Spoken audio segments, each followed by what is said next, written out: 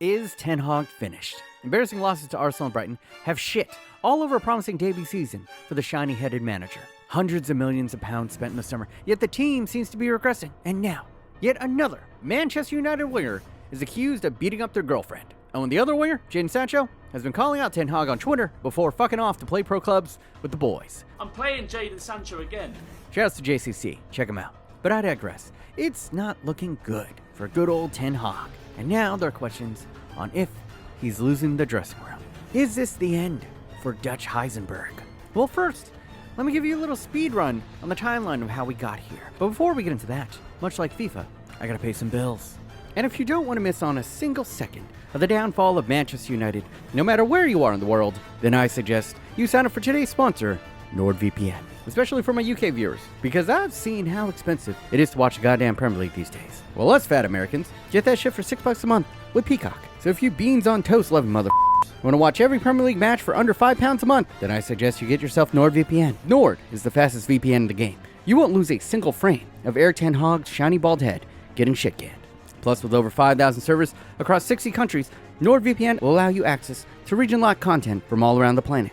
And all the while protecting your data from hackers, malware, or even worse, the government. So if you want literally the world's entertainment in your hands, while all the while ensuring you surf the web anonymously and privately, then you have to sign up for NordVPN by going to nordvpn.com/thefatasian. If you use my link and sign up for 2 years, you'll get 4 months free. So hit up my link on the top of the doobly-doo. It's risk-free because Nord is offering a 30-day money-back guarantee. So you got nothing to lose. At minimum, get yourself a month of discounted Premier League. And honestly, you'll save yourself a lot more money over the next few years by not getting your identity stolen. So sign up for NordVPN today. Thank you to Nord for sponsoring this video. Now, back to the show. Erik ten Hag got his managerial start in the Dutch league, taking the Go Ahead Eagles to promotion in his one and only season there. And this was quite noteworthy, as it was their first promotion in 17 years.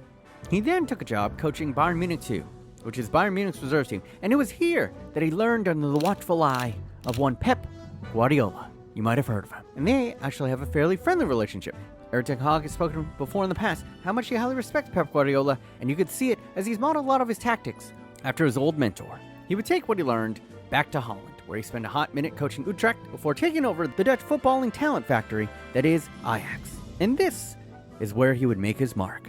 Not only did he capture the Eredivisie title 3 times in 5 seasons, he would lead Ajax to an insane Champions League run in 2019, with impressive wins over Real Madrid and a Cristiano Ronaldo-led Juventus. Ajax are often considered minnows in this competition, but there they were, giant slaying the mightiest teams in all of Europe. Sadly, the run would end in the Champions League semis, but these accolades would make him the hottest name in managerial circles come 2022, and thus, he was appointed the head seat at Manchester United after they had suffered the worst season in their Premier League history. The task put before him was Herculean, as this Manchester United side looked the worst it had ever been since Sir Alex Ferguson left, and that's saying a lot. And after yet another mediocre summer window, expectations on the season were at an all-time rock-bottom low. A top 4 finish was out of the question. If you had asked anyone before the start of the season, they would have said that I had a better chance of landing Zendaya than Man United getting back to Champions League football. And then the start of the season happened, and it only confirmed what people thought. Man United were shit. Erik ten Hag's first 2 matches in the Premier League were catastrophic. Losing to Brighton in the opener 1-2 was a gut punch. But then, to get mollywopped 4-0 by Brentford in Game 2, people were already calling for his head. Kinda sounds familiar. But Ten Hag weathered the storm, and he got his team back on track, even with Cristiano Ronaldo publicly scrapping with his manager, in the only fashion that is more disgusting than posting to Twitter, having a Piers Morgan interview. Ugh. So, they had no choice. They had to release the prodigal son, but somehow, after getting rid of one of the greatest players of all time, the team got better. This was helped by a purple patch that saw Marcus Rashford turn to prime Ronaldo for 2 months. They basically carried them to a 3rd place finish in the league, a 28-game home unbeaten streak, and an FA Cup final appearance, all the while accumulating impressive wins against Arsenal, Manchester City, Liverpool, and a resurgent Barcelona in Europa. All in all, no one could debate.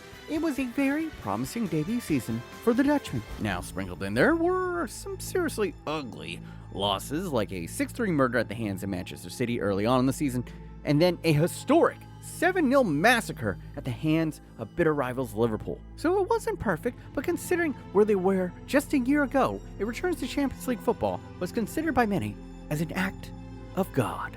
Man United fans went into the offseason with expectations high, which were quickly squelched by yet another mediocre, if not tragic, transfer window. Ten Hag got rid of David De Gea, the last remaining player to actually see them win the Premier League, and in to replace him was Ten Hag's old keeper from Ajax, Onana, who, during the preseason, got chipped from the halfway line. Not a great start. And honestly, he hasn't been much better in the Premier League, as he's faced 11 shots and let in 8, not to mention the howler against Bayern in the Champions League. Yikes. But on the flip side, he has been night and day when it comes to build-up play. His comfort on the ball and passing ability has allowed United to play from the back, and when it comes to long ball distribution, he just might be the best keeper in the world right now. These are attributes that his predecessor David De Gea never had. So long story short, while Onana hasn't been great, he hasn't exactly been the main problem at United, and because of his passing ability, will undoubtedly help run Ten Hag's system. Now, his other 2 major signings of the summer were a bit more puzzling. First was Mason Mount, a perpetual underperformer at Chelsea, was brought in conceptually to be a creative force and a possible ball carrier alongside Bruno Fernandes, and he played 1 game and immediately got hurt. They then spent $73 million on Rasmus Højlund, a teenager that didn't even score 10 goals in the Serie A last year. But apparently his potential is sky high, and so far, off-brand Haaland has made a couple appearances and looked as promised. He's tall, he's strong, he's fast as fuck, quite adept at playing with his back to goal, and he would have scored his first goal against Brighton if VAR was still using its World Cup cameras. And then to address the issues in the midfield, they brought in Sofiane Amrabat on loan, and he was also instantly injured. It's as if the moment they get off the plane in Manchester, a representative walks up to them and hits them in the knee with a lead pipe. Because that is the only way I can explain how many of these new players get hurt the moment they sign for United. In fact, a lot of Man United's early struggles can be attributed to injuries. 9 possible starters and rotational players are currently injured right now. First choice center backs, Rafael Varane and Lisandro Martinez, both have knocks. And that can possibly explain their not so great start to the season. It's been 6 games so far, they've lost 3 and won 3. In one of those wins, they had to come back from down 2-0 within the first 4 minutes up against Nottingham Forest. United has been poor this season, there's no debating that. The question is why? Has Ten Hag been found out? Was last season just another Solskjaer mirage? In my humble opinion, most likely not. Tactically, the team has been performing how they should. Their shape has been sound, they've been more studied in possession and build-up play with Onana. But the issue has primarily been in the midfield. Casemiro, while one of the best defensive midfielders in the world, as he's been asked to play in a single pivot most of this year, a lot of the onus of progressing the ball has been put on him, and it's simply not his strong suit. That moves to the next issue, which is Bruno Fernandes is the only real creative force in this team, so you want him in the attacking third to find that final killer pass. The issue is because of the lack of ball carrying or progressive passing, Bruno has had to drop deeper and deeper in the midfield to try to take on some of these duties, and was so bad by the end of the Brighton game, he looked like he was playing center back. So finding that third midfielder that can link between Casemiro and Bruno Fernandes has been the missing puzzle piece that Ten Hag is currently trying to solve. Theoretically, this was going to be the role that Mason Mount was going to perform, and he lasted all but 1 game before heading to the trainer's table. Eriksen has been evolving into a deeper playmaking role, but the issue is he's ancient, and Scott McTominay just cannot find the form he has for Scotland when he's wearing a Man United shirt. So now he's gone to option 4, a youngster named Hannibal, and he might just be the answer, as he's a box-to-box midfielder who can do a little bit of everything. He can track back, he's pretty press resistant, and he scored an absolute blinder of a goal the other day, but it's still early days, so we'll see. But at this point, if Ten Hag cannot find that glue piece, then it's going to be a long season for Man United fans. And that's just offensively. Defensively, their midfield has been played through like Swiss cheese. I mean, just more run through than Mia Khalifa. Casemiro can only do so much, and with their 2 starting center backs hurt, and honestly, a lack of effort from players like Marcus Rashford running back on defense, you can see why they've been caught on the counter so many times this season. And then you get to the attackers on this team, and the issues continue. And what's crazy is it doesn't even start with what's happening on the pitch. Anthony, the $80 million Brazilian winger, is now facing allegations of domestic abuse from his girlfriend. This obviously is a PR nightmare, because they just sold Mason Greenwood, who all you know from his horrific and abuse allegations. And then the other $80 million left winger that they bought, Jadon Sancho, recently went on social media and left off a post on Twitter for days, basically saying that he would no longer be made a scapegoat for how Man United are doing. Which, like, first of all, bro, no one was blaming you. You had to be playing games for us to blame you. And secondly, Ten Hag protected your ass last year. He told the fans and media that we needed to stay patient until you got your mental health right. And this is how you're paid them. And even if all this shit is true, even if you feel like you're being slighted, keep that shit in-house. Because this is not a good look for you and your future employers. Because let's be honest here, he's probably never playing for Man United again. The kid just might need a fresh start. Which means Basically, Man United have flushed £160 million down the drain and have no inequality to start on the right wing, which leaves us with the striker position that has been a problem for Ten Hag since he's arrived. Last season, he started the year with Ronaldo, who never really suited him. For as historically great as Ronaldo is, he's equally historically bad at pressing. And Ten Hag's system relies heavily on pressing. So basically, Ronaldo was a liability out there. They got rid of him and brought in Van Weghorst on loan, and he scored a whole 1 goal during his time at Manchester United. Anthony Martial was retained this year, but the man has been relevant since before the pandemic. And thus, Man United's one and only hope at striker is a young man named Rasmus Højlund. And in the short time that we've seen him, he's been promising. But that is a lot to ask of a 20-year-old. The weight of this entire franchise, its history, are placed upon this young man. And because of the team that we're rivals with and the proximity of the world that he comes from, he's going to be constantly compared to Erling Haaland. That's a lot of pressure. But so far, so good. He seems to be holding up all right. But for a guy who didn't even make double digits in the Serie A last year, he's going to have to tick that up. Because let's be honest, last season, Man United were carried by goals from Marcus Rashford and, oddly, Casemiro. In fact, this has probably been the biggest factor to Man United's sluggish start to the season. No one decided to bring their finishing boots this year. And what's crazy is Man United actually ranked top of the league in high turnover rate, which means their press is working. They're winning the ball high up the pitch and attacking defenses out of shape.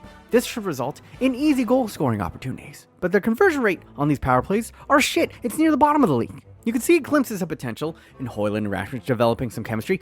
Højlund has the ability to hold out the ball and bring other players like Marcus Rashford into play. And with both of them having blinding speed, you'd think they'd be out there destroying hamstrings all game long. But so far, they haven't been able to get on the same wavelength, which is to be expected. They barely played together. So I know a lot of things have gone wrong, but is it all doom and gloom at United? I don't think so, because you gotta look at it. Every match they lost so far, they've been in it for the most part, and it's not like they lost to scrubs. Let's not discount that Spurs look completely transformed under Contextualizing. They just might, it's still Spurs, but they could be one of the breakout teams of this season.